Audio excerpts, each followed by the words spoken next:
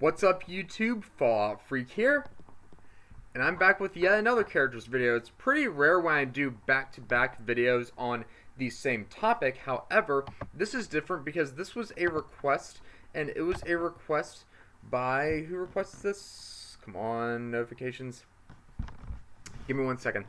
There we go. It was requested by Colton Roberts, so shout out to you, and I hope you're watching. He recommended that I do a characters video to the character Hancock, or John Hancock from Fallout 4. Since I did a Fallout 3 character in my last characters video, I'm doing a Fallout 4 character to this one, and it is for the character John Hancock. So without further ado, let's go ahead and talk about John Hancock, or Hancock. John Hancock, born John McDonough, is a ghoul living in Goodneighbor in 2287, serving as the settlement's mayor. Should the sole survivor aid Bobby No-Nose in a plot to rob him, he will be impressed and humbled by their actions, taking a leave of absence from his duties to offer his services as a companion. Background: born John McDonough, Hancock is the estranged young brother of Diamond City's Mayor McDonough. The two had a rocky relationship from the beginning. John considered himself entitled and claims that the elder brother would sometimes shove rotten potatoes down the back of his shirt and slap them. Despite this, he held some degree of brotherly love for his elder sibling, but this all changed in 2282 when the elder McDonough ran for mayor on an anti-ghoul platform, inciting hatred and fear of the city's mutated inhabitants.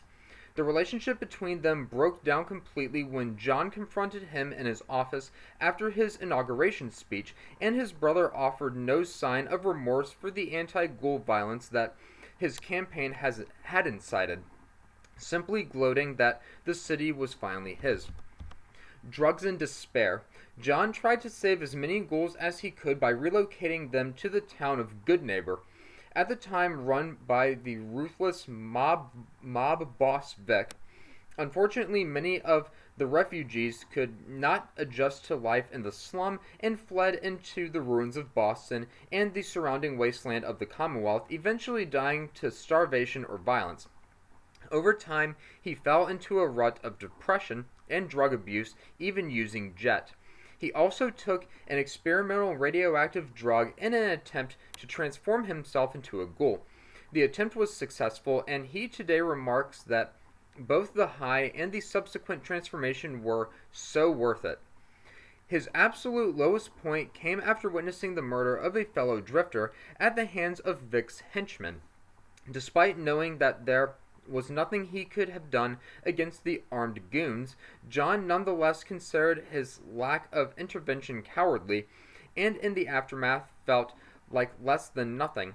In a fit of despair, he went on a particularly intense bender of drug abuse, eventually blacking out completely. Revolution. When he regained consciousness, John found himself lying on the floor of the old state house next to a set of clothes that belonged to the founding father, John Hancock. He assumed the identity of the historical figure and set out to raise a revolutionary militia to overthrow Vic.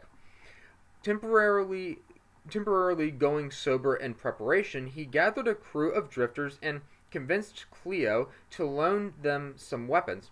They gathered together one night, waiting on the rooftops and inside buildings for Vic's goons to gather, holding off until their opponents were heavily intoxicated from a night of partying. The militia burst from their hiding spots and massacred the gangsters, his muscle wiped out to a man.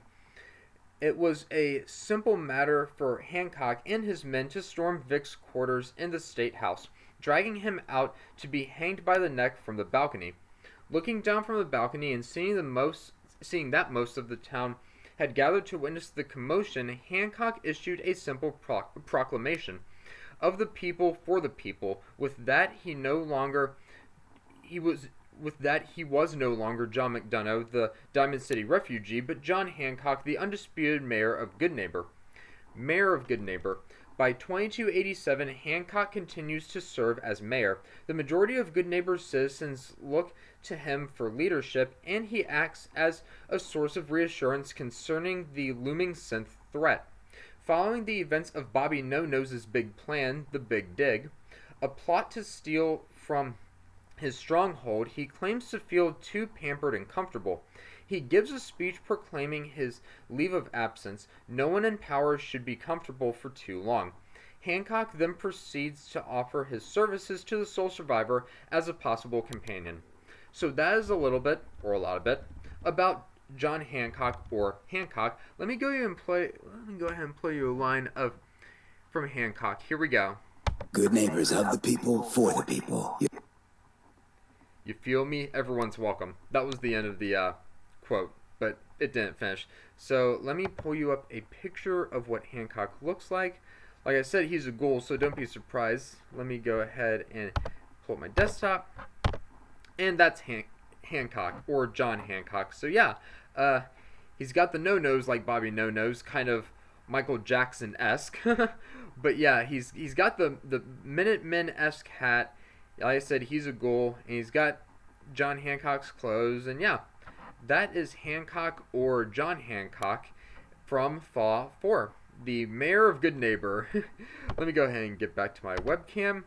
So hit me up in the comment section below. Please let me know what you thought about this video, and I hope you liked it. To who subscribed it to me, I think it was Colton. I think. Feel me? But everyone's welcome. There was the end of the quote. Kind of a lag there, but either way, until my next video, you must always remember that war never changes.